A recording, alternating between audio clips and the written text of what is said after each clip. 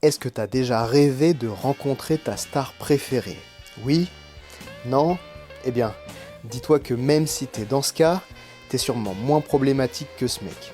Lui, c'est Rupert Pupkin, le personnage principal de La Valse des Pantins réalisé par Martin Scorsese. Un long métrage qui, lorsqu'il est sorti dans les salles obscures en 1982, n'a pas rencontré le succès escompté au box-office. Pourtant, c'est une véritable petite pépite dans la filmographie du réalisateur américain, et je vais t'expliquer en 10 minutes pourquoi c'est un classique. Mais attention, je vais analyser plusieurs scènes, donc évidemment ça va spoiler sévère. Et si tu l'as pas vu, va le regarder et reviens.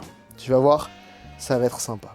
La Valse des Pantins, ou The King of Comedy en VO, c'est un film en apparence très simple. Rupert Pupkin, un néophyte des one-man shows, rêve de devenir célèbre en passant dans le talk show à la mode de cette Amérique des années 80, le Jerry Langford Show.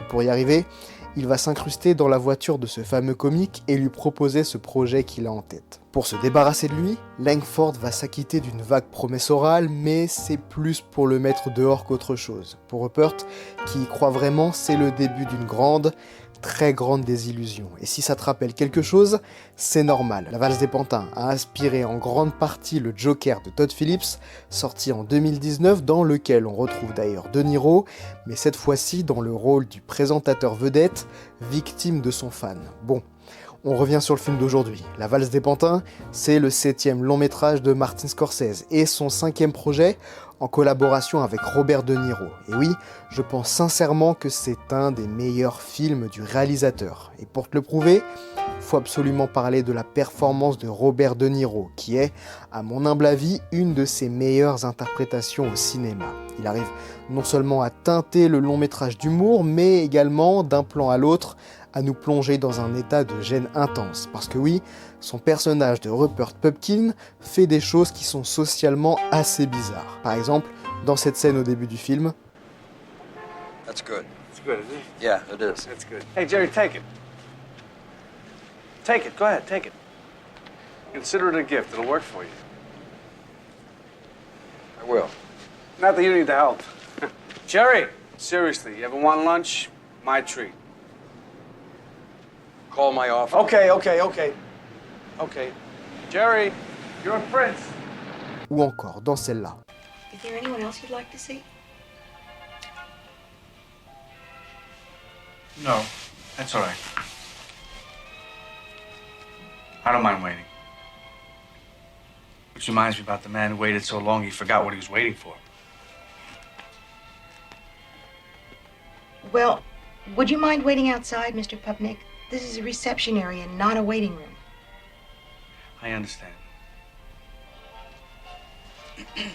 Parmi la majorité des gens, personne ne forcerait autant. Ça nous mettrait mal à l'aise et peu importe à quel point on est fan, on serait dans une position super inconfortable. Et en plus, Rupert est non seulement très toxique, mais tout ce qu'il entreprend, il le fait avec le sourire, toujours en étant très poli. Ce qui contraste très bien avec sa partenaire stalkeuse, encore plus flippante, Masha, interprétée par Sandra Bernhardt. Elle est plus agressive et nettement plus instable, une instabilité qui va représenter le côté effrayant du stalking. À côté, Rupert semble beaucoup plus humain. Tous les éléments du long métrage te font apprécier ce personnage, son humour, sa persévérance et sa maladresse. De plus, il est aussi fréquemment dénigré par cette industrie qui le considère comme un moins que rien. La preuve, tous les membres des bureaux du célèbre animateur se trompent sur son nom. Même son idole, Jerry, le considère comme un moins que rien. Rupert, à ses yeux, n'appartient pas au monde du showbiz et n'en fera jamais partie. Ainsi, c'est plus facile de s'identifier à lui qu'à son amie impulsive. Et même quand il arrive à ses fins, après avoir kidnappé Jerry Langford, on est content de sa réussite. On a véritablement envie de le voir gagner, alors qu'il a des actions complètement problématiques. Ce qui fait de Rupert Pupkin non seulement un personnage brillamment écrit, mais également purement et humainement effrayant. Et puis, tout est fait en termes de mise en scène pour nous présenter Pupkin sous toutes les coutures. Quasiment toute l'œuvre se concentre sur lui, donc on a accès non seulement à ses plans foireux pour attirer l'attention de la star, mais aussi à sa vie personnelle. Rupert, who are you talking to? Mom! What is it? Please stop calling me. Ce qui est également très fort, c'est aussi de voir comment il crée une relation parasociale poussé à l'extrême avec Jerry Langford. Il s'imagine en présentateur star avec lui et Liza Minnelli dans son salon, mais aussi au restaurant et dans le bureau de Jerry. Et tous ces éléments sont parfois de l'ordre du monde réel, mais aussi sortis de l'imagination de Rupert. Résultat, ça brouille les pistes sur la réalité, à tel point que, quand il arrive dans la villa de Jerry avec la jeune barmaid qu'il a rencontrée, on ne sait pas si ce qu'on voit dépend de son imagination ou bien si c'est encore une incruste totale dans la vie privée de la célébrité. De même pour la scène de fin. Après avoir obtenu un passage dans le talk show au prix d'un kidnapping pas très professionnel, Rupert Pupkin est arrêté, envoyé en prison, mais bénéficie finalement d'une remise de peine et à sa sortie devient une véritable star. Seulement, cette célébrité soudaine est-elle bien réelle? À cette question, le zoom sur son visage lors du dernier plan nous laisse, en tant que spectateur, dans un brouillard assez épais. Selon moi, cette conclusion est fausse, inventée de toutes pièces par l'esprit fertile de Rupert. C'est quand même très peu imaginable qu'un dangereux ravisseur devienne, aux yeux du grand public, une célébrité. Ça pourrait arriver, évidemment, on manque pas d'exemples de personnalités qui trouvent toujours un public après avoir été condamnées, mais là ça paraît assez gros. D'autant plus que la conclusion du film semble assez rapide et trop rushée pour que ça se soit réellement passé. Alors, si c'est inventé, jusqu'où faudrait-il remonter dans le scénario pour trouver un semblant de vérité? On en vient même à douter d'une grande partie de ce qu'on a eu sous les yeux. Son succès à la télé est-il bien vrai? L'enlèvement de Jerry Langford s'est-il lui aussi vraiment déroulé? Beaucoup de questions qui resteront sans réponse, surtout quand on pense à cette scène, non seulement magnifique par sa composition, mais également et surtout par sa signification. Petit aparté, mais la création de ce film n'est pas sans rappeler le cas de John Warnock Hinckley Jr. Comme ça te dit peut-être rien, mais c'est un des cas de fans obsessionnels les plus fous que j'ai jamais entendus. Le 25 mars 1981, le jeune homme de 26 ans tire sur le président américain Ronald Reagan après un discours le blessant gravement, lui et son attaché de presse James Brady. Au final, personne ne sera tué à l'issue de cette attaque, mais ça suffira à rendre tristement célèbre le jeune homme. John Hinckley Jr. n'était pourtant pas à son coup d'essai. Il avait, un an auparavant, cherché à tuer le précédent président, Jimmy Carter. Mais surtout, ce qui va faire le lien avec notre sujet d'aujourd'hui, harceler l'actrice Jodie Foster. Hinckley était devenu obsédé par la jeune comédienne après avoir regardé une dizaine de fois Taxi Driver. Alors, il avait orchestré une campagne de harcèlement d'anthologie à base de lettres d'amour, de poèmes et d'appels au domicile de l'actrice sans, évidemment, comme il comptait le faire, la charmer. C'est après de longs mois de stalking qu'il avait alors décidé de faire une grande action pour se faire remarquer.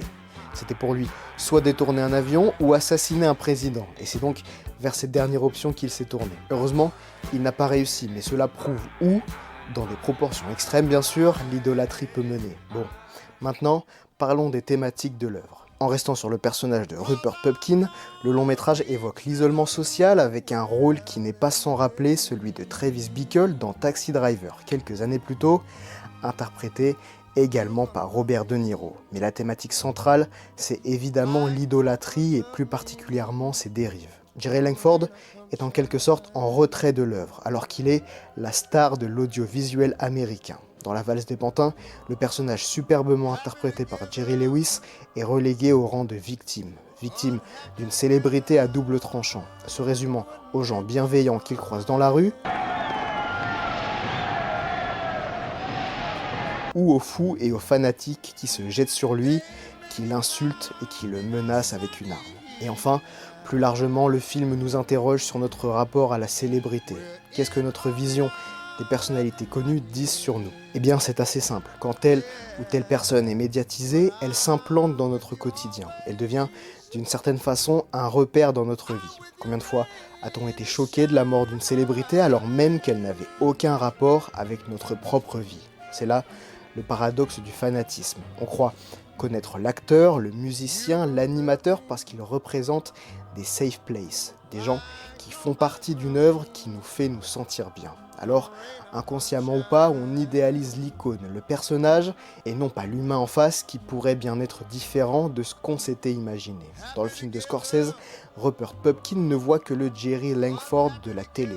Il est incapable de faire la différence entre cette entité et l'être humain qui l'harcèle, parce que pour lui, Jerry, c'est ce mec sympa qui fait des vannes, et qui passe dans tous les foyers américains.